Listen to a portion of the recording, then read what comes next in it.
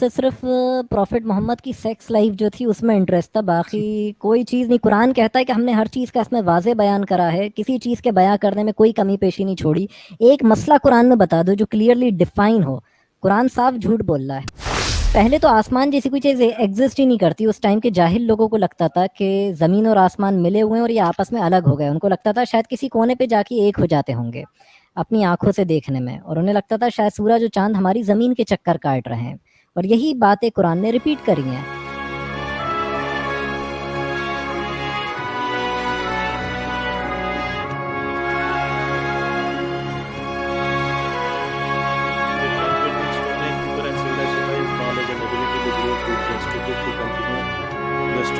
ہاں بالکل ٹھیک ہے، وہی تو that's what I'm saying, that take a step backward. When we take a step backward, then we are not being brutes, because we are not being brute like nature. نہیں تو بھائی alpha میل کی طرح رہیں گے نا، سیدھا اٹھا کسی کی عورت کو اٹھا لو، کسی کے بچوں کو مار دو، عورتوں کو اٹھا لو، کچھ بھی کرو. یہ ہم نہیں کرتے ہیں نا سب یہ سماج میں. تو that we have evolved because of knowledge. To sir بھائی صاحب، اگر مومنز اگر مومنز اپنا مذہب اپنے تک رکھے تو ہم جیسے کافر یہاں کیوں آتے بھائی؟ اچھا، اس میں جہاد پالیٹکس ایبسولوٹ اوور آتا ہے. بالکل صحیح کرش بھائی، نو ڈاؤٹ اباؤٹ دیٹ. محمد صاحب کیا نوکری کرتے تھے خدیجہ کے گھر پہ؟ ہاں ان کے سلیو تھے، ان کے نوکر نہیں تھے. نوکر مطلب سروینٹ نہیں، جاب پہ تھے.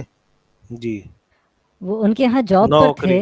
اور جیسے ہی ان کی ڈیتھ ہوئی خدیجہ کی، محمد صاحب کی آپ عیاشی بھی دیکھیں کہ بخاری میں حدیث 264 اور 7339 کے وہ عائشہ کے ساتھ نہا رہے ہیں جب وہ ایک بچی ہیں معمولی. پھر اس کے بعد کہیں بخاری میں 268 اور 284 کے ایک ساتھ 11 عورتوں کے ساتھ صحبت کر رہے ہیں جن میں 9 بیویاں 2 لونڈیاں ہیں، اور ان کے اندر حدیث میں آتا 30 مردوں جتنی طاقت تھی. تو انہوں نے تب تو کوئی شادی نہیں کری، صرف پیسے کے لیے ایک بڑی ایج کی لڑکی سے شادی کر لی. اور ایک جب ان کی وفات ہوئی تو پھر وہ اپنی حقیقت پر آ گئے. نہیں وہ بھی حدیث ہے نا جو بول رہے ہیں کہ محمد صاحب کی 11 بیویاں تھیں اور ایک رات میں راؤنڈ لگاتے تھے ہر بیوی کے اس میں. جی 284 ہے بخاری کی. جی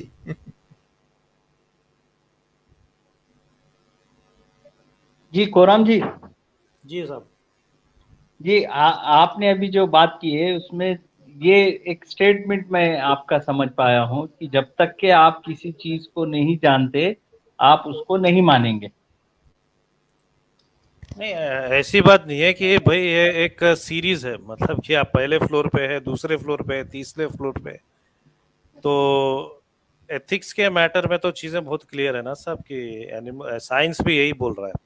ایکچولی اٹس ویری سائنٹیفک، کیونکہ ایتھکس بھی ہم تھوڑا بہت سائنس سے ڈیرائیو کرنا چاہیے کہ animals have the ability to feel pain. ان کے پاس کانشیسنس ہے، وہ پین فیل کرتے ہیں. تو کیا ہم قتل کر سکتے ہیں کیا ان کا؟ میرا یہ ماننا ہے جہاں کوئی چیز ہیومینٹی کو نقصان پہنچا رہی ہے، انسان کی پروگریس کو، سائنٹیفک ڈیولپمنٹ کو، ہیومن پروگریس کو، اگر وہاں غلط بولا جائے تو بھلی کوئی ہرٹ ہو رہا. وہ تو مسلمان تو کسی کے گلے کاٹ رہے ہیں، ہم تو کسی کے گلے نہیں کاٹ رہے ہیں. ہم تو صرف اس چیز کو پوائنٹ آؤٹ کر رہے ہیں جو ان کے لٹریچر میں وہ کہہ رہے ہیں، جو وہ پریکٹیکلی کر رہے ہیں. ان دونوں جگہ اس چیز کو دکھا رہے ہیں تاکہ پھر اگر وہ اس میں کہتے ہیں کہ آپ ہمارے یہ اسلامو فوبیا ہے، آپ ہماری فیلنگس کو یا ہمارے ایموشنس کو ہرٹ کر رہے ہو، تو یہ چیز جو ہے یہ غلط ہے. ایسا ہے جیسے نازی جو ہیں ان کو برا لگ رہا ہے ہم ہٹلر کی برائی کر رہے ہیں. تو جہاں ضرورت ہے کرٹیسزم کی، میرا ماننا ہے وہاں کرا جانا چاہیے تاکہ انسانیت کو، مانوتا کو زندہ رکھا جا سکے. جی میں آپ سے ایگری کرتا ہوں. نہیں محمد صاحب نے کون سی انسانیت، ایک سیکنڈ رشو جی، آپ بول رہے ہیں محمد صاحب نے کون سی انسانیت اور کون سی مانوتا کی عزت رکھی ہے؟ دیکھیے انہوں نے رکھی تھی، ایسا نہیں ہے. میں نے ان کی کتابیں پڑھی ہیں جو ایک قرآن ہے، اور قرآن کے قریب مطلب 20 کے آس پاس جو بھی ورژن ہے نا قرآن کے، وہ سارے پورے پڑھے تھے. اور پھر ان کی حدیثیں ساری پڑھی جو تو ان میں آپ کو مانوتا نظر آئی؟ مجھے بہت، دیکھیے ہر کتاب میں اچھائی برائی رہتی ہے. سر میں ایک بات اس میں جو ہے بہت ساری ایک हाँ एक मिनट सर, मैं आपको एक बात बोलूं कि माइन कैंप आपको पता है किताब, हाँ जी जी जो पता है। हिटलर की बायोग्राफी है, तो हाँ उसमें बड़ी अच्छी बेशक बातें बेशक। लिखी है, आपको पता है क्या वो? बहुत अच्छी बात है हाँ इसमें, आर्ट के बारे में जिक्र है, आर्ट गैलरीज के बारे में जिक्र है, हिटलर का पूरा एक स्ट्रगल है उसमें। तो क्या हम उसको हाँ अच्छी बातें बोल के अपना ले क्या माइन कैंप नहीं को? बेशक है। हिटलर को हम क्या एक अच्छा महान आदमी बोल दें क्या? बिल्कुल नहीं, वो तो नहीं बोल सकते हैं क्योंकि तो फिर उन्होंने जो कुरान को कैसे बोल सकते फिर? तो फिर तो फिर आपका कुरान को आंसर आप कैसे खुद बोल ही दे रहे सकते हैं। हैं? नहीं मैं ये नहीं कह रहा, मैं कह रहा कि देखिए फिर भी वो भी रिस्पेक्टेबल हैं, मतलब उनका एक कैसे अकीदा है। रिस्पेक्टेबल है? हिटलर कैसे कैसे रिस्पेक्टेबल है रिस्पेक्टेबल है? सर? Okay please. लेकिन आप एलेबोरेट देखिए कि हिटलर को कौन फॉलो कर रहा है अभी। नहीं, हिटलर की बात नहीं कर रहे हैं, मैं बोल रहा हूँ मोहम्मद साहब कैसे रिस्पेक्टेबल है, उस पे आप जरा गौर फरमाइए, हमको बताइए। देखिए बहुत सारी बानो उनकी फुरेजा, रिवायत मैंने पढ़ी थी। नहीं फिर बानो फुरेजा के बाद क्या आप उनको रिस्पेक्टेबल मानोगे? हाँ नहीं, बानो बानो कुरेजा के फुरेजा बाद और उसके अलावा बहुत सारी चीजों में मैंने देखा है, उसके बाद रिस्पेक्ट थोड़ी डाउन हो जाती है। फिर खत्म हो गई बात। लेकिन हाँ हाँ, एक तो मेरा एक सवाल है, सच वाला जी तो है नहीं क्योंकि मैं दोपहर से ही ट्राई कर रहा था, फिर भी जी जी। कोरम भैया मेरा आप लोगों से सवाल है कि मैं अक्सर कुरान की जितनी वर्जन पढ़ी उसमें फेस ऑफ अल्लाह ताला के बारे में पढ़ा, तो बहुत जी ही डाइवर्टिंग है, सबके डिफरेंट डिफरेंट हैं, तो इसलिए मैंने क्या किया कि जो अरबी से जो हिंदी की भी थी उसे भी पढ़ा, लेकिन काफी कंफ्यूजिंग है, तो जरा सा इसमें मेरा डाउट क्लियर कर। सचवाला जी रहते तो बेहतर था सर, सचवाला जी नहीं थे ना। मैं इस पे हाँ बोल सकता हूँ कुछ? हाँ बोलिए बोलिए आप। बिल्कुल बिल्कुल हाँ बोलिए। बेशक बोलिए। जी। तो देखें, पहली चीज़, अल्लाह के चेहरे की बात चल रही है। पहले तो मुसलमान मानते हैं अल्लाह का जिस्म नहीं, एक तरफ अल्लाह जो है वो अर्श पे बैठा हुआ है कुर्सी पर, उसको फरिश्ते भी उठाए हुए हैं 8 उस कुर्सी को, यानी फरिश्तों में इतनी ताकत है कि खुदा को उठाए हुए, और खुदा थक भी जाता है, लगता है बेचारा बैठ गया, जैसे बाइबल में उसने आराम करा जो है शब्बात के दिन। फिर खुदा जो है आसमान उठाया हुआ है, मतलब वो हम पे गिर जाता। आसमान जैसी कोई चीज़ एग्जिस्ट ही नहीं करती, ये पूरा स्पेस है, हमारा सोलर सिस्टम है, बाहर दूसरे स्टार्स हैं, दूर दूसरे सोलर सिस्टम है, अल्फा सैनिटरी है, और प्लैनेट्स हैं, हमारी मिल्की वे गैलेक्सी है। तो पहले तो आसमान जैसी कोई चीज़ एग्जिस्ट ही नहीं करती। उस टाइम के जाहिल लोगों को लगता था कि ज़मीन और आसमान मिले हुए हैं और ये आपस में अलग हो गए, उनको लगता था शायद किसी कोने पे जाके एक हो जाते होंगे अपनी आंखों से देखने में, और उन्हें लगता था शायद सूरज और चांद हमारी ज़मीन के चक्कर काट रहे हैं, और यही बातें कुरान ने रिपीट करी हैं। अब अल्लाह के जिस्म की बात अगर चले तो वो कहीं जहन्नम में पैर भी डाल देता है अपना बुखारी में। फिर उसके बाद जब जहन्नम कह रहा है और डालते जाओ मेरे अंदर, बुखारी में ये भी आता है हदीस 6321 और 7494, इमाम अहमद रज़ा ख़ान बरेलवी जो हैं, बरेलवी फ़िरक़े के फाउंडर, उन्होंने इस हदीस को दलील बना के ये कहा कि ज़मीन चपटी है, जो उनकी पहली दलील रही है ज़मीन के चपटे होने पे। सही मुस्लिम में हदीस 1772, 773, 774, 775 और 1777, जामिया तिर्मिज़ी और सुनन नबी दाऊद में भी आई है कि अल्लाह जो है तहज्जुद की नमाज के वक्त, नमाज शब के वक्त जो है वो पहले आसमान पर आ जाता है और कहता है कि कौन है जो मुझसे मग़फ़िरत तलब करे, मैं उसकी मग़फ़िरत कबूल करूँ, कौन है जो मुझसे तौबा करे, मैं उसकी तौबा कबूल करूँ, कौन है जो मुझसे मांगे, मैं उसकी दुआ सुनूँ, मैं उसकी फ़रियाद पूरी करूँ। अब खुदा जो है, पहले तो अहले हदीस यहाँ पे घिर जाते हैं, वो कहते हैं खुदा सिर्फ अर्श पर है, उसे कहीं और मान लिया तो शिर्क कर लिया। अब वो पहले आसमान पे आ गया, मतलब वो इतनी मखलूकों के साथ शरीक होता गया जहाँ जहाँ से वो होता हुआ गुजरा। और अगर वो मेरे लंदन के वक्त से आया है तहज्जुद की नमाज के वक्त पहले आसमान पे, तो दुनिया के बाकी लोगों का तहज्जुद पढ़ना बेकार है, उनकी ना मग़फ़िरत कबूल हो रही, ना उनकी तौबा कबूल हो रही, ना उनकी कोई दुआ सुनी जा रही है, उनकी फ़रियाद सुनी जा रही है। अगर वो इंडिया के वक्त पे आ रहा है तो बाकी दुनिया के लोगों का नमाज़ पढ़ना बेकार है तहज्जुद की, क्योंकि अब तक तो चला गया होगा वापस अपने अर्श पे कि जहाँ फरिश्ते उसे उठा लें, वापस उस तख्त पे बैठ गया होगा। तो ये ऐसा बेवकूफ़ भरा अकीदा है, एक तरफ खुदा का कोई जिस्म नहीं है और पूरा उसे जिस्मानी कॉन्सेप्ट दिया है, एक तरफ बुत परस्ती को, मूर्ति पूजा को इस्लाम ने हराम करार दिया है, तो वहीं 5 टाइम काबे को सजदा हो रहा है, उस एक पत्थर के घर की पूजा हो रही है। एक तरफ खुदा किसी की इबादत का मोहताज नहीं है, दूसरी तरफ 5 टाइम नमाज भी पढ़वाता है, और नहीं पढ़ो तो जहन्नम में डाल देता है। इतने कॉन्ट्रडिक्शन। तरावी जो है, कहीं वो जो है तहज्जुद की नमाज रमज़ान के महीने में जो तरावी कहलाती है, मगर तहज्जुद की नमाज तो रात में उठ के पढ़ना ज़रूरी होता है। यहाँ तो इशा के टाइम आप बिना उठ के پڑھ لیتے ہو. تو یہ بیوقوفوں بھرے اتنے کانٹروڈکشنز ہیں اس دین میں کہ کیا بولوں میں, مطلب گنا گنا کے ساری زندگی لگ جائے, اور لائف سٹریمز میں ہم کرتے رہیں گے. اب تو اسلام ایک بیوقوفوں بھرا دین ہے. یہ خدا کا کانسیپٹ, خدا کو بائبل میں بھی جسم نہیں دکھایا گیا ہے, بٹ کہیں نہ کہیں اس کا جسم شو کرا کہ موسیٰ نے اس کی پیٹھ دیکھی تو بے ہوش ہو کے اس نے اپنا سر جو ہے وہ زمین کے اندر گھسڑ لیا کہ جب اس نے کہا کہ میں تجھے دیکھنا چاہتا ہوں. تو یہ فالتو باتیں ہیں کہ یہاں پہ قرآن نے بجلی نے آ گھیرا جب یہ لوگ خدا کو دیکھنے کی بات کر رہے ہیں. تو یہ پھر جب خدا کے چہرے کو دیکھ نہیں سکتے تو جنت میں لوگ خدا کے چہرے کو بھی دیکھیں گے. مطلب وہ ایک فزیکل آئیڈینٹی بھی رکھتا ہے, اور ایک طرف اس کا کوئی جسم نہیں ہے, وہ تو زمین اور آسمان کے درمیان پھیلا نور ہے خدا جو ہے. تو یہ بہت ہی آج تک مسلم یہ ڈیسائیڈ ہی نہیں کر پائے کہ اوپر والا ہے کیا, آج تک نہ کر پائیں گے آگے, کیونکہ بہت ملٹیپل ریلیجن سے گاڈ کا کانسیپٹ چرایا ہے, تو وہ آج تک ایک فکس ڈیفینیشن ہی نہیں بن پائی. اچھا جی یہ بے 24 شک جو آپ نے ایگزامپل ایک سیکنڈ, اگر 24 گھنٹے میں نماز قائم ہوتی ہوگی نا کہیں نہ کہیں, تو اللہ تو پھر پہلے آسمان سے 7ویں آسمان میں جا ہی نہیں پاتا ہوگا. اپوسٹیٹ جی جی بیچارہ اب کیا بولیں, اگر وہ زمین آسمان کے درمیان پھیلا ہے تو وہیں وہ ایک جگہ سے دوسری جگہ جائے گا ہی کیوں, یعنی وہ تو ہر جگہ موجود نہیں ہے, پھر وہاں بھی کانٹروڈکشن ہو گیا نا. نہیں, جیسے 5 بجے اگر لندن میں فجر اپنا نماز پڑھی جا رہی ہے تو 6 بجے کہیں اور پڑھی جا رہی ہوگی, 7 بجے کہیں اور پڑھی جا رہی ہوگی. اپنا ایک پرٹیکولر کنٹری کا ٹائم دے کے بتا رہا ہوں کہ 8 بجے کہیں اور پڑھی جا رہی ہوگی. تو اللہ تو راؤنڈ مار رہا ہے پھر ارتھ کے چاروں اور, کیونکہ اوپر جہاں جہاں والا کچھ نہیں کر رہا, اسے صرف پروفٹ محمد کی سیکس لائف جو تھی اس میں انٹرسٹ تھا, باقی کوئی چیز نہیں. قرآن کہتا ہے کہ ہم نے ہر چیز کا اس میں واضح بیان کرا ہے, کسی چیز کے بیان کرنے میں کوئی کمی پیشی نہیں چھوڑی. ایک مسئلہ قرآن میں بتا دو جو کلیئرلی ڈیفائن ہو, قرآن صاف جھوٹ بول رہا ہے. جی تو ریشو راج جی جو بھی آپ آئی ڈی لے کے آئے ہیں بولیے. ہاں میں کہہ رہا تھا, میرا ایک دوست معظم ہے, میں نے اس سے یہی سوال پوچھا تھا جو آپ نے بھی بتایا کہ اللہ تعالیٰ جو پہلے آسمان پہ آ جاتے ہیں, تو وہ اہل حدیث سے ہیں, اور اس نے کہا کہ یہ کانسیپٹ بریلوی کا ہے. انہوں نے کہا کہ ہاں, انہوں نے اسے کہا کہ اپنا پلہ جھاڑ لیا.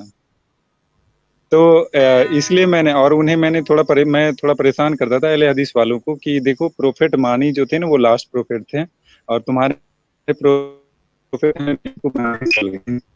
وہ کافی زیادہ انہیں چیڑ ہوتی تھی پہلے پروفیٹ مانی کو لے کے. میں نے انہیں کافی ڈیٹیل انفارمیشن اس دور میں دیا تھا. اب تو میرے دوست لوگ سعودی عرب چلے گئے کام کرنے کے لیے, یہاں ہے نہیں, لیکن کافی زیادہ پریشان کیا تھا میں نے, اور انہوں نے بھی مجھے پریشان کیا. جیسے کہ بقرعید میں وہ لوگ لمبی گائے, ہاں جی بقرعید میں وہ لوگ گائے کی لمبی ٹانگیں کرتے ہیں. وہ اگر اہل حدیث ہیں تو میں نے بخاری اور مسلم کی حدیث تبھی دکھائی ہے تاکہ, اور یہ حدیث جو ہے صحیح ہو جاتی ہے. وہ بخاری اور مسلم پہ اجماع ہے, جو سنیوں میں جتنے بھی فرقے ہیں, اجماع یعنی سب کے سب اگری کرتے ہیں, کوئی بھی ڈس اگری نہیں کرتا, ٹھیک ہے, کہ اس کی ایک بھی حدیث ضعیف نہیں ہے. تو وہیں ایک پتہ چل جاتا ہے کہ خدا اگر پہلے آسمان پر آ جاتا ہے تو یہ کتنا بڑا ایک مذاق ہے کہ اہل حدیثوں کا عقیدہ جو ہے وہ کڑ میں بھگوان والے کانسیپٹ کا مذاق اڑاتے ہیں ہندوؤں کا, کہ اوپر والا ہر جگہ نہیں ہو تو صرف عرش پر ہے, ٹھیک ہے. تو وہیں وہ کانسیپٹ ٹوٹ گیا, پہلے آسمان پہ آ گیا وہ تو بخاری کی اور مسلم کی حدیث سے. یہ کیا چوٹ ہو گئی ان کے اس بلیف میں.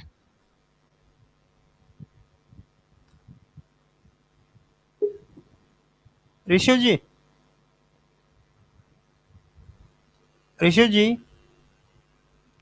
رشب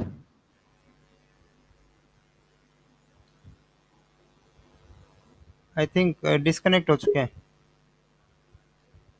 ہاں وہ ڈراپ کر گئے. ہاں ٹروتھ والا جی, ہلو ہاں جی, میری آواز آ رہی ہے؟ جی آ رہی ہے سر, بولیے. جی نمسکار. جی نمستے. ایسا بڑا اپوسٹیٹ امام جی کی بات بڑی انٹرسٹنگ بات ہے, اور انفیکٹ اس میں یہ پوچھنا چاہتا ہوں کہ بھائی اللہ کی ڈیفینیشن نہیں بنائی لیکن پھر بھی کچھ تو ڈیفینیشن دی ہے کہ نہیں دی ہے, کہ وہ سب کچھ جانتا ہے, سب کو پہچانتا ہے, اس کے پاس ایک دم بہت زیادہ नॉलेज है, उसके जैसा नॉलेज किसी के पास नहीं है, हर व्यक्ति के हर चीज के अंदर की बात जानता है, ऐसा है कि नहीं है? सबसे ज्यादा वो ताकतवर है, इस तरह की खुदा डेफिनेशन तो है ना? खुदा झूठा है। खुदा कहता है कुरान में कि अपनी औलाद को फाके के डर से, मुफलिसी के डर से कत्ल ना करो। तुम्हें भी रिस्क अल्लाह देता है, उसे भी रिस्क अल्लाह देगा। मगर ये हालत है कि दुनिया में worldometer.info जो वेबसाइट है, अगर आप देख लें तो दुनिया में हर रोज ऑन एन एवरेज ये हालत है कि 22,000 लोग भूख से मर जाते हैं। वो ये हालत है कि यानी रोज उसका दावा जो है 22,000 बार झूठा होता दिखाई दे रहा है, यानी वो अपने वादे में झूठा है। और लेकिन कुरान में वो कहता है कि अल्लाह से बढ़कर अपने वादे में सच्चा कौन? लेकिन उनका अकीदा तो नहीं है ना, वो जो अकीदे वाले लोग नहीं मर रहे ना, अकीदे वाले लोग मर रहे हैं क्या? यमन में मर यमन रहे में हैं लोग मर मुस्लिम, रहे हैं, भूखे लीबिया में मर रहे हैं। यमन में, लिबिया में मर रहे हैं, सब अकीदे वाली तो ना मुसलमान। सीरिया में कौन मर रहे थे? नहीं, सीरिया मुझे में, पाकिस्तान में। क्या है, ये तो भूख की बात आप कर रहे हैं, मैं थोड़ा एक दूसरे लेवल पर बात करना चाहता हूँ कि मैं जब वो, अच्छा ये अल्लाह खुश है, अपने आप में खुश है या नहीं है, मैं ये थोड़ा एक जानना चाहता हूँ। क्योंकि भाई यदि अल्लाह है और जिसने सारी दुनिया को बनाया या कुछ किया है, वो अपने आप में खुश है या नहीं है, खुद से खुश है या नहीं है? नहीं पता मुझे तो। अल्लाह फेक न्यूज़ है, अल्लाह एक फेक न्यूज़ है। ये हाँ, मतलब मुझे एक बात समझ में नहीं आती है, यदि अल्लाह सब कुछ जानता है और यदि अल्लाह खुश, अपने आप में खुश है, तो दूसरा आदमी वो पहले सबसे पहली बात आती है कि उसने यार किसी चीज को बनाया क्यों? इसका कोई जवाब है? अल्लाह किस चीज़ से खुश होता है मैं बताता हूँ। मुस्नद नहीं, इमाम नहीं, शाफी के अंदर हदीस है कि जब कोई शख्स शहीद होता है तो खुदा उसे देख के मुस्कुराता है। यानी ऊपर वाला जो है ऐसे शख्स पे मुस्कुरा रहा है जो किसी को मार रहा है या जंग में मारा जा रहा है। तो यानी ऊपर वाले को जंगों से खुशी मिलती है। जो जंग बदर जो हुई है उसमें भी फरमाया जा रहा है कुरान में कि ऊपर वाला तो चाहता था कि तुम दोनों को आपस में लड़वा दे, यानी इस बड़ी फौज से तुम्हें भिड़वा दे। भाई मेरा मतलब ये है कि यदि अल्लाह, एक तो क्या है कि वो क्या सब कुछ जानता था कि नहीं जानता था? ये मतलब देखिए, मैं गलत शब्दों का उपयोग नहीं करना चाहता हूँ, लेकिन मुझे ये जानना है कि ये अल्लाह क्या सब कुछ जानने वाला है, ओमनीसेंट है क्या? अगर सब क्या कुछ जानने वाला होता तो पहले आसमान पे क्यों आता बंदे की दुआ सुनने के लिए? उसे वहीं पर अर्श पे ही पता चल जाता क्या मांग रहा है। इतनी करीब आके क्यों जरूरत है कि उसकी सुने? बराबर बात कर रहे हैं ना, ये तो यहाँ बात आ गई, लेकिन बंदे वाली बात तो बाद में आती है। सबसे पहले तो ये बात आती है कि क्या अल्लाह को नहीं मालूम था शैतान को बनाते समय, इब्लिस को, कि इसको मैं बनाऊंगा, इसके बाद अल्लाह को नहीं मालूम था कि मैं इंसान बनाऊंगा और शैतान उससे खफा हो जाएगा? एक चीज मैं बोलना चाहूंगा पहले तो कि ऊपर वाला जो है वो ठीक है, मतलब आदम जो है, आदम और हव्वा को बनाता है।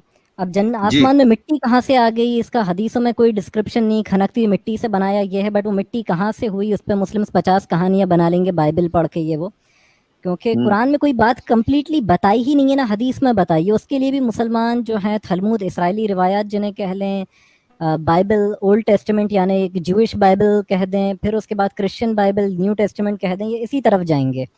और ये बात है कुरान में आप देखें कितना कॉन्ट्रोडिक्शन है आदम और हव्वा की कहानी में कि जन्नत में आदम और हव्वा को रखा। पहले तो खुदा ही शिर्क करा रहा है कि फरिश्तों सजदा करो, हुक्म फरिश्तों को दिया, बेचारा काफिर इब्लीस हो गया। इब्लीस तो जिन्नात है, उसको तो हुक्म दिया ही नहीं था, उसने कैसे नाफरमानी कर ली? फिर उसके बाद लेकिन अल्लाह को नहीं मालूम था कि मैं ये शैतान को बनाऊंगा, उसके बाद इंसान को बनाऊंगा और मैं ये शैतान रुके उसकी तो नाफरमानी करेगा? ये अल्लाह को नहीं मालूम था क्या? इस झूठी कहानी में कॉन्ट्रोडिक्शंस देखें। फिर उसके बाद जब वो काफिर हो गया, उसने आदम को सजदा ना करा और गुरूर में आके काफिर हो गया, ये सूरह अल बकरा में आता है। तो मतलब जब उसने काफिर हो गया तो उसके बाद काफिर जन्नत में जा नहीं सकते, वो जन्नत में चला गया और आदम और हव्वा को बहका दिया। जान के खुदा ने एक पेड़ रखा जिसके फल को खा के आदम और हव्वा गुमराह हो गए, रखा ही क्यों वो फल? फिर उसके बाद जन्नत में गुनाह होता नहीं, वहीं आदम और हव्वा से गुनाह हुआ। और बेचारे पता नहीं बिना स्पेस सूट के कैसे वो बेचारे आसमान से जो है, 7 आसमान से कैसे यहाँ जमीन पे आके जो है वो इधर पहुंच गए। उनके कपड़े गायब हो गए। पहले तो फल भी इतना करिश्माई था कि उनके छुपे हुए सतर जाहिर हो गए, फिर उन्हें निकाल दिया और शैतान को भी क़यामत तक के दिन तक की मोहलत दे दी। اور بیچارہ شیطان تو یہ کہے گا کہ یار اب میں تو کسی کو بہکاتا ہی نہیں تھا، یہ تو خود ہی بہکتے تھے، مطلب وہ بیچارہ ابھی بھی نہیں بہکا رہا. یہ تو قرآن میں اللہ کہہ رہا ہے کہ اللہ جسے چاہتا ہے ہدایت دیتا ہے، جسے چاہتا ہے گمراہ کرتا ہے. اوپر والا گمراہ کر رہا ہے. قرآن میں ہی کہا ہے اس نے کہ یہ نہ کہو کہ کوئی فتنہ جو ہے وہ شیطان کی طرف سے ہے یا کسی اور کی طرف سے، بلکہ خیر بھی اللہ کی طرف سے اور فتنہ بھی اللہ کی طرف سے، یعنی اوپر والا ہی مین فتنوں کا باعث ہے.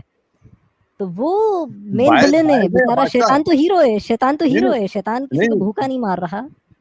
نہیں وہ تو میرا بیچارہ کہنا ہے وہ توحید پرست ہے، بیچارہ سجدہ کرنے سے انکار کر رہا ہے کسی اور کو. نہیں، اللہ جو فتنہ کا باعث ہے یا فتنہ کا بادشاہ ہے؟ کیونکہ آپ یہ دیکھیں کہ فتنہ کا مطلب تو یہ ہے کہ جو شرک کر رہا ہے یا جو مان نہیں رہا ہے، عقیدہ نہیں رکھ رہا ہے، ایمان نہیں لا رہا ہے، وہ فتنہ کر رہا ہے. برابر ہے نا؟ سب سے بڑے فتنہ خور جو ہیں وہ قیامت کے وقت علماء ہوں گے. یہ حدیث میں آتا ہے، امام بہقی کی دلائل النبوہ جو ہے حدیث 1908، اور امام دیلامی جو ہے ان کی مسند الفردوس میں حدیث 108، اور مشکات المصابی کے اندر حدیث 276، کہ علی جو ہیں وہ حضرت علی بیان کرتے ہیں کہ اللہ کے نبی نے فرمایا کہ عنقریب لوگوں پر ایک زمانہ ایسا آئے گا کہ اسلام میں سوائے اس کے نام کے اس کا کچھ بھی باقی نہیں بچے گا. مسجد آباد ہوں گی، عالیشان ہوں گی، مگر ہدایت سے خالی ہوں گی. اور قرآن میں سوائے اس کے الفاظ کی کچھ بھی باقی نہ رہے گا، اور وہ رسم کے طور پر پڑھا جائے گا. اور اس وقت کے علماء جو ہیں آسمان کی چھت کے نیچے بدترین مخلوق ہوں گے. فتنے انہی میں سے اٹھیں گے اور انہی کی طرف لوٹ جائیں گے. یہ شیعوں کی کتاب بھی جو ہے نہج البلاغہ، اس کا مخطوب جو ہے 369، اس پہ بات آئی ہے. یعنی سب سے بڑے تو فتنہ خور علماء ہی ہیں. فتنے انہی سے اٹھ رہے ہیں. فتنے جو ہیں علماء سے اٹھیں گے. جب یہ فتنہ بھی خدا کرا رہا ہے، اللہ کرا رہا ہے، اور عقیدہ بھی اللہ دلا رہا ہے، اور آج کی تاریخ میں 7 بلین 8 بلین پیپل ہیں، اس میں سے خالی 1.5 بلین تو عقیدہ والے مسلمان ہیں، اس میں بھی نہیں معلوم کتنے آپ لوگوں جیسے ہو گئے ہیں. تو مطلب آج کی تاریخ میں فتنے والے لوگ زیادہ ہیں اور عقیدے والے لوگ کم ہیں. تو فتنے کا بادشاہ بھی تو اللہ ہی ہوا نا، کہ نہیں ہوا؟ بے شک ہر چیز کا بادشاہ وہی تو ہے. تو فتنہ بھی اسی کا بادشاہ. تو پھر کاہے کے لیے وہ جہنم پہنچا رہا ہے کسی کو؟ یار سمجھ میں نہیں آ رہا ہے. خود ہی شرارت کرو، پھر خود ہی کہو کہ نہیں یہ چور ہے. یہ مسئلہ کیا ہے؟ قرآن میں کیا ہے؟ سورہ ملک کی پہلی آیت کہ مبارک ہے وہ رب. جی آپ بولیے نا، آپ انٹرسٹنگ بول رہے ہیں، مزہ آ رہا ہے. جی میں وہ ابھی ایک وہی بتا رہا ہوں پرائیویٹ میں میسج آیا ہے.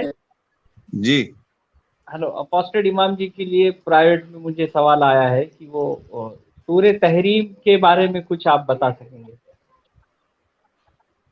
جی دیکھیں، سورہ تحریم جو ہے، تحریم یعنی حرام کر دی چیز. اب یہ آتا ہے کہ اے نبی، اب ہمارے حلال کیے کو اپنے اوپر کیوں حرام کرتے ہیں اپنی بیویوں کو خوش کرنے کے لیے، حالانکہ اللہ نے آپ کی قسموں کا جو ہے کفارہ مقرر کر دیا ہے. اور اے نبی، تمہاری 2 بیویوں کے دل ٹیڑے ہیں. جب ہمارے نبی نے ایک راز کی بات اپنی ایک بیوی سے کہی اور اس کو راز ہی رکھنے کو کہا، تو ان کی بیوی نے کچھ حصے کو تو دوسری بیوی کو ظاہر کر دیا اور کچھ حصے کو اپنے تک چھپا دیا. اور جب نبی نے اس چیز سے آگاہ کرا تو انہوں نے کہا کہ علم آپ کو کہاں سے ہوا؟ کہہ دیجئے اے نبی، علم مجھے اللہ نے دیا، کہ وہی غیب کا جاننے والا، ہر چیز سے خبردار ہے. اب یہ بکواس جو ہے سورہ تحریم، اس پہ بھی الگ الگ تفسیریں ہمیں ملتی ہیں. جو مولانا مودودی جو ہیں وہ صحیح لائیں کہ اللہ کی نبی کی جو ایک بیوی تھی حفصہ، ان کی غلام تھی ماریہ قبطیہ. اور ہوا یہی کہ ماریہ قبطیہ جو تھیں ان کے وہ بڑی مطلب اسلام میں عورتوں کو جو غلام عورتیں ہوتی تھیں اپنے بریسٹ کو کور نہیں رکھتی تھیں. ویسے یہ دین ایسا بنتا ہے کہ بڑا پردہ کرنے والا ہے، سیکس سلیو کو ان کے رائٹس دیتا ہے. کیا رائٹس ہیں ان کو ننگا کر کے دیکھا جائے، انہیں بیچا جائے، ان کے پرائیویٹ پارٹس کو ٹچ کرا جائے، یہ دیکھا جائے کہ ان کی اسکن کتنی سافٹ ہے. ارے تو کھانا کھلاؤ تو مطلب کچھ بھی کر دو. ایک مطلب ان کے گھر بار کو مار کے ان کو صرف یہ کہ ہم تو انہیں پناہ دے رہے تھے، ان کا خیال رکھ رہے تھے. یہ سب بہانے ہیں جو یہ نان مسلمس کو دھوکہ دیتے ہیں سیکس سلیوری میں اپنے آپ کو بچانے کے لیے. یا جو ماڈرن سیکٹس ہیں اسلام کے جو آج کل بڑے پیسفل بنتے ہیں، وہ زبردستی مس انٹرپریٹیٹ کرتے ہیں باتوں کو. تو یہ چیز تھی کہ ماریہ قبطیہ جو تھیں وہ اچھی لگی اللہ کے نبی کو کہ بھیا ان کا تو فگر بڑا اچھا ہے اور بڑی اچھی دکھ رہی ہیں، بریسٹ ہل رہا ہے اور ٹکرا رہا ہے. وہ اتنے فزیکلی اٹریکٹ ہوئے کہ انہوں نے حفشہ سے کہا کہ تمہارے والد عمر تمہیں بلا رہے ہیں. حفشہ جب گئیں تو یہ اسی غلام کے اوپر حفشہ کے بستر پہ چڑھ گئے اور ان کے ساتھ ڈھینکا چکا ڈینکا ڈینکا ڈانکا کرا انہوں نے. پھر اس کے بعد جب حفشہ جو ہیں وہ واپس آئیں کہ یہ تو جھوٹ بولنا ہے, میرے والد نے, میرے باپ عمر نے تو مجھے نہیں بلایا, دیکھا تو یہ ماریہ قبطیہ سے لگے ہوئے تھے اور ان کے چہرے پر خوشی تھی, اور یہ انہیں دیکھ کر ایک دم ڈر گئے. اور پھر اس کے بعد انہوں نے کہا میں دوسری بیویوں کو بتا دوں گی آپ یہ حرکتیں کر رہے ہو. یہ کہا کہ نہیں پلیز اس بات کو راضی رکھنا. تو یہ سورہ اتری کہ نبی آپ, اللہ کے نبی نے یہ تک کہہ دیا کہ میرے لیے آج سے سیکس سلیو کے ساتھ سیکس کرنا حرام ہے, صحبت کرنا, ہم بستری کرنا. تب یہ آیت اتری کہ نبی آپ ہمارے حلال کیے کو اپنے پر کیوں حرام کرتے ہیں, اپنی بیویوں کو خوش کرنے کے لیے. حالانکہ اللہ نے قسموں کا کفارہ جو ہے وہ مقرر کر دیا, یعنی اب سے اگر کوئی قسم کھا لے اسے توڑے تو اسے کفارہ دینا پڑے گا.